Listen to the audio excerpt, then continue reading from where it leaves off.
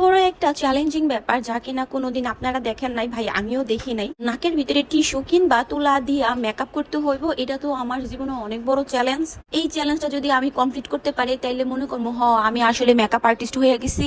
এত জীবনে যা করছি কিংবা করি নাই তো সব বাদ, কিন্তু এই নাকের ভিতরে টিস্যু দিয়ে এখন যদি আমি ঠিকঠাক মতো মেকআপ করতে পারি তাইলে আমি সত্যিকারের আসলের একদম মেকআপ আর্টিস্ট হয়ে যাবো জীবনে।